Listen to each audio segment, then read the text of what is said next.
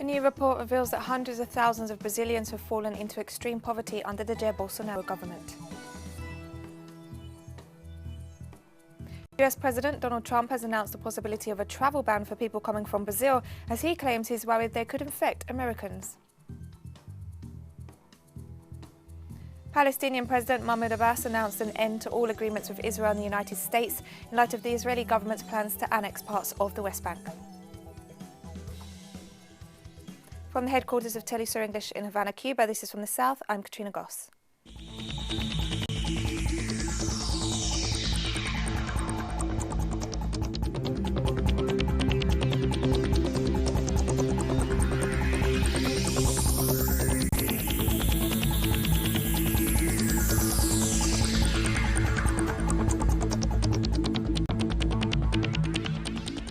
The social, political and health crisis in Brazil continues to escalate, with a new report revealing that thousands of Brazilians have fallen into extreme poverty under the Jair Bolsonaro government.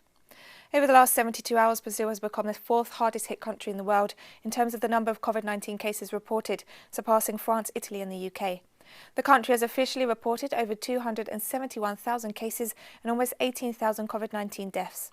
Meanwhile, a study revealed that nearly 200,000 people have fallen into extreme poverty during the first year of the Jair Bolsonaro government. The study notes that almost 14 million Brazilians now live on less than $2 a day after enjoying better living standards and prosperity during the governments of Lula da Silva and Dilma Rousseff.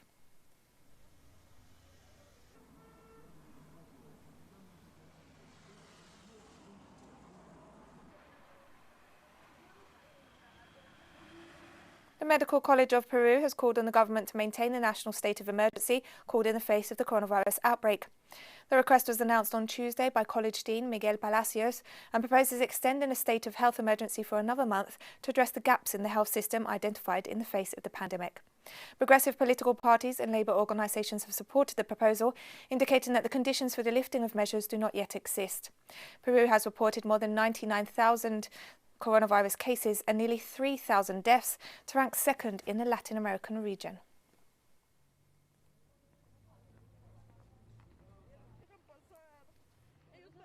Hundreds of people gathered in one of the poorest neighbourhoods of the Chilean capital, Santiago, as well as in other areas of the city and the country, to protest the precarious situation they're facing in the midst of the lockdown.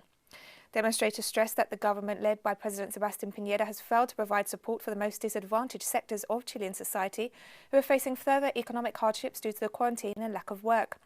The protesters were oppressed by the police, who used water cannons and tear gas to disperse them. Chile remains one of the worst hit countries by the pandemic in Latin America, with more than 49,000 cases and over 500 fatalities.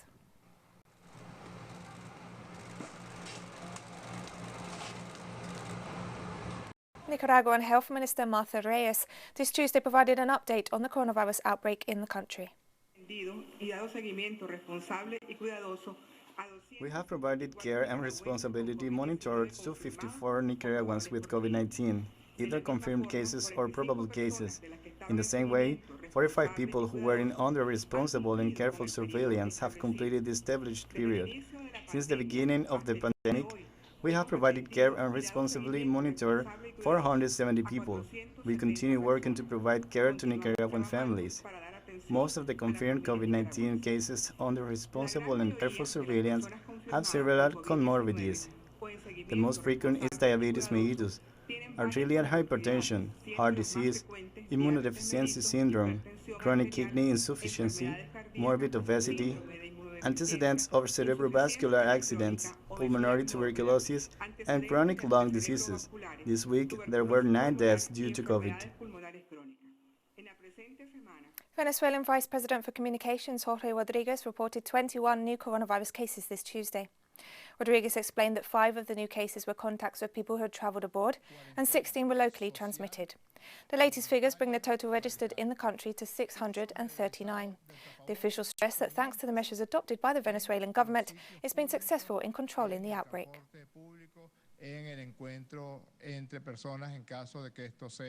Representatives of the legislature of the US state of Minnesota have called for medical and scientific collaboration with Cuba to address the COVID-19 pandemic.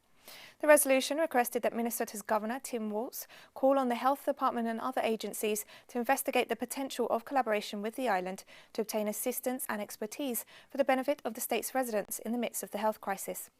In addition, the legislation directs the Minnesota legislature to call on Congress and the US President to lift the restrictions preventing access to the import of Cuban drugs proven to be effective in treating COVID-19. Cuba sent 26 medical grades to several countries across 3 continents in response to the pandemic.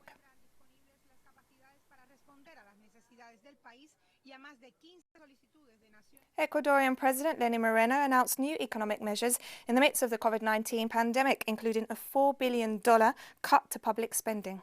Our correspondent in Quito, Denise Herrera, has the details. The reduction of working hours in government and in education, the elimination of public institutions, including some public media, the liquidation of TAME, the state-run airline, and the closure of 5 embassies and diplomatic offices are part of the new economic measures announced by President Lenín Moreno to confront the COVID-19 pandemic. We will cut $4 billion in public spending, $980 million in wage bill, $400 million in goods and services, $1.3 billion in capital spending, and $1.3 billion in interest on debt renegotiation. These measures have generated adverse reactions. One of them is from the indigenous movement, who have spoken out in rejection of the economic measures. They assure that with them, neoliberalism returns completely to the country and warn of future actions. We from CNAE have decided to prepare ourselves to go out in another stage of the pandemic. After the stage of social isolation, which is until May 31, we are in preparation because we are going to march together with the workers in a social action. We cannot allow that all the rights of the workers in this country have been eliminated.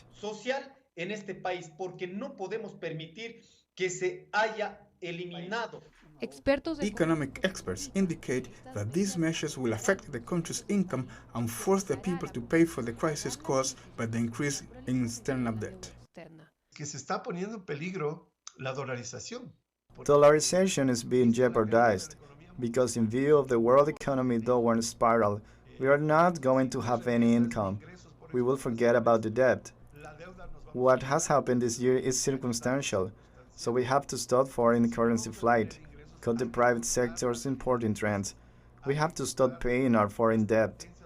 We have to prevent the outflow of foreign currency, but it is not possible within the government's perspective. Quite the contrary. They adjust the economy to make all the people pay for the crisis. The economic measures have been promoted under the concept of preserving jobs in Ecuador. However, workers and civil organizations denounce that these are labor market stabilization measures. Despite the fact that mobilizations and actions have been taking place against the economic announcements, the government continues to fail to address these social demands. More stories coming up after this very short break, so don't go away.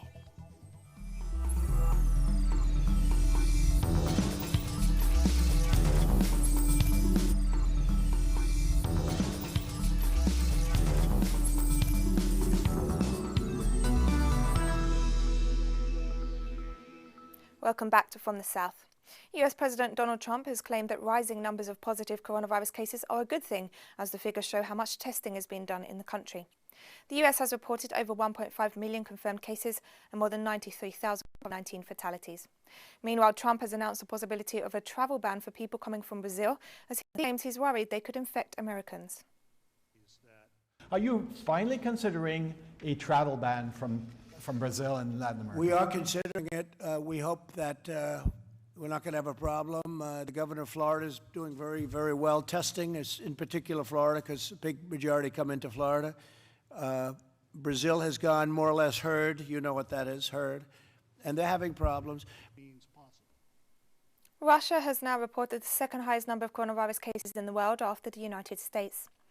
Russia's now identified nearly 300,000 cases and reported more than 2,800 COVID-19 deaths. The death toll is much smaller than that of other countries reporting a large number of cases, which is thought to be down to widespread testing, which has allowed for the identification of asymptomatic cases.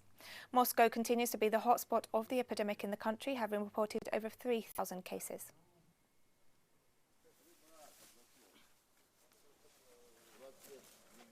The The United Kingdom has seen over 42,000 COVID-19 deaths, the second highest figure in the world. Despite the continued risks, the UK government is now pushing to reopen the economy and state schools. Political analyst Martinez offered his thoughts on how the government of Boris Johnson has handled the coronavirus pandemic compared to the response of the Chinese government. China's Center for Disease Control sequenced the genome in record time, deposited it with the WHO on the 11th of January, making it available to the whole world. And then China itself imposed a lockdown on the 23rd of January. It never attempted to hide what it was doing. And indeed, lots of countries did learn from that experience and act on it in a timely manner. For example, Vietnam, for example, South Korea, Cuba, New Zealand. Britain, unfortunately, didn't. The British government knew perfectly well it was facing a pandemic, and it was planning to deal with it via so-called herd immunity, basically letting hundreds of thousands of people die. It's only because of public outrage and the intervention of some prominent scientists that the government had to change tactic. Now we're in a protracted crisis, people are dying in large numbers, and I suppose it's convenient at some level to blame China rather than face up to our own failings, but actually it's not helpful and really it's very dangerous. It's stimulating a big increase in anti-Asian racism, and it's feeding into an aggressive new Cold War strategy that's the exact opposite of the type of cooperation and coordination that we need at a global level to handle these types of crises. The Spanish government has announced it will seek Parliament's approval to extend the state of emergency by another fortnight until June 7th. Prime Minister Pedro Sánchez had said he would seek an extension of around a month, but the government reduced the request to 2 weeks to secure the support of the centre-right Ciudadanos party. The government says the decree has allowed it to address the epidemic and bring down the daily number of new cases. The Spanish Health Ministry reported 63 new COVID-19 deaths in the last 24 hours, marking the third day straight that the number has been under 100. Spain has reported a total of over 278,000 coronavirus cases and more than 27,000 fatalities. And Italian authorities have announced they're ready to welcome tourists this summer, despite the ongoing coronavirus pandemic. According to the Italian Foreign Minister, the government's working on a safe and concrete plan to reopen its tourism industry to European tourists from the beginning of June. The country started reopening commercial businesses and public spaces this week, while restrictions have been lifted on movement between different regions. Italy has reported over 226,000 coronavirus cases and more than 32,000 COVID-19 deaths.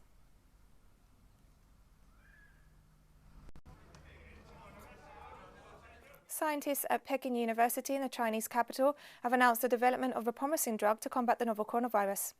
Researchers at the university claim the drug can boost the immune system in response to the virus.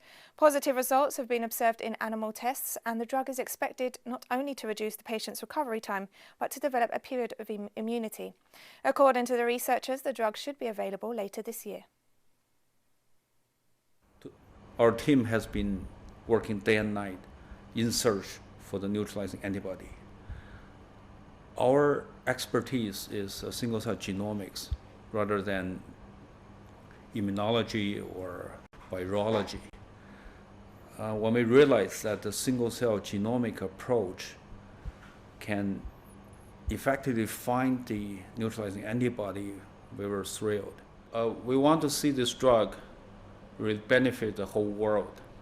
So this collaboration is truly international. And we're taking one last break now, but stay with us for more.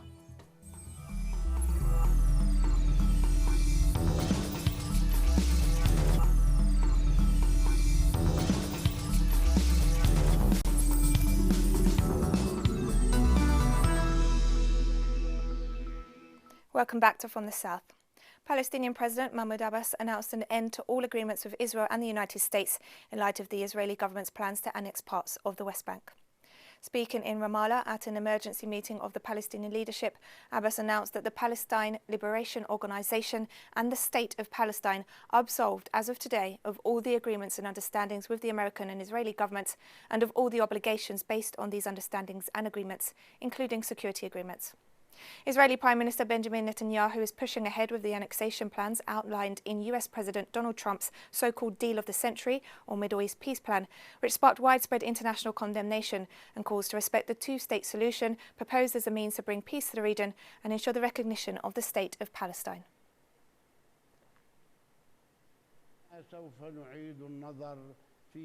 Syrian citizens are facing rising prices due to US and EU sanctions, the ongoing fight against terrorist organizations, and now the coronavirus pandemic. More details in the following report.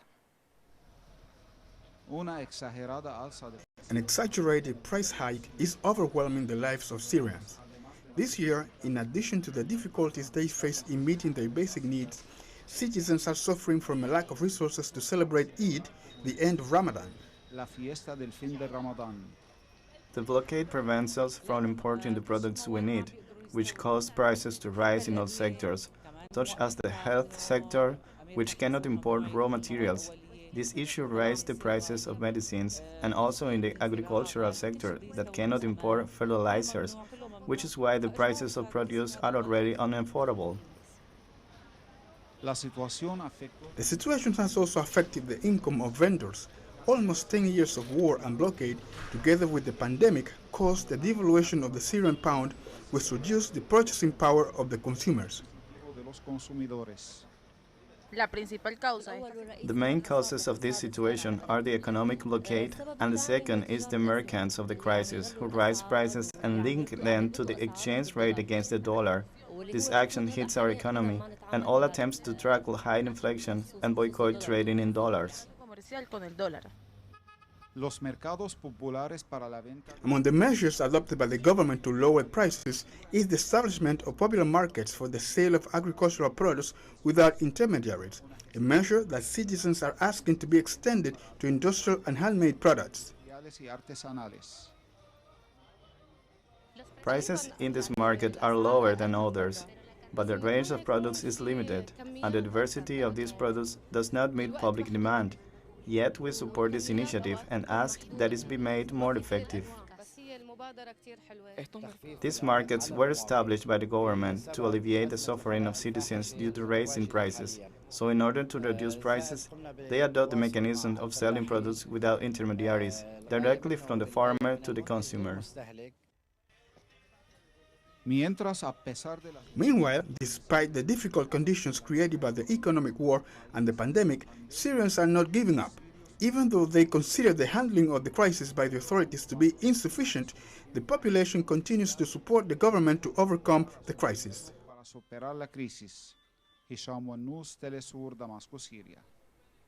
South Africa remains the hardest hit country by the coronavirus pandemic on the continent, with health authorities having confirmed more than 16,000 COVID-19 cases. The Health Ministry reported 22 fatalities related to COVID-19 in the last 24 hours, bringing the death toll to 286. Western Cape Province is now the epicenter of the outbreak, having reported over 10,000 cases, representing 61% of the national total. In the midst of this situation, the authorities reported that the country is preparing to gradually lift lockdown measures while discussing which locations will remain isolated due to the epidemiological situation.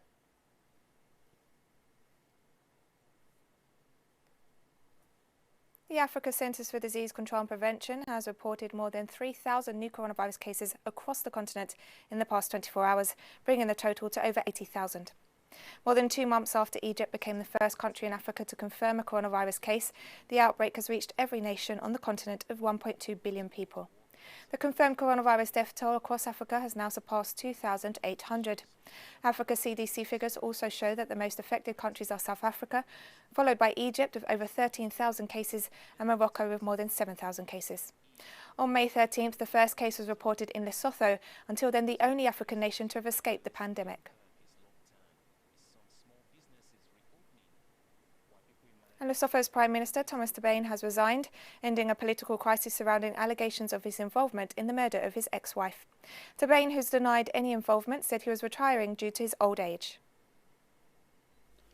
My fellow countrymen and women, I appear before you today to announce that the work that you had assigned me may not yet be over, but the time to retire from the great theatre of action and take leave from public life and office has finally arrived. According to a United Nations report, torrential rains have left nearly 6,000 people homeless in southern Chad since April. A joint evaluation mission of UN agencies, non-profit groups and national authorities visited the affected provinces of Maigama and Moyanchari from April 27th to 29th, reporting that more than 62% of homes were totally or partially destroyed, forcing many families to find shelter with a relative or neighbour.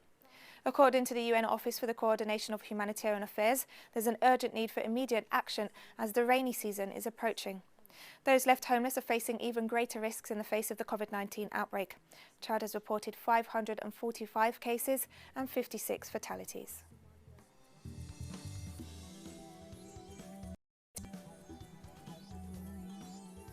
May 19th marks the anniversary of the birth of two great revolutionaries, Malcolm X and Ho Chi Minh.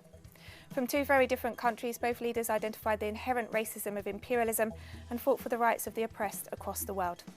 And we finish this news brief with a video demonstrating Ho Chi Minh's connection to the African-American struggle. Remember, you can get all the latest news from the Global South on our website and social media. For Telesur English, I'm Katrina Goss, and thank you for watching.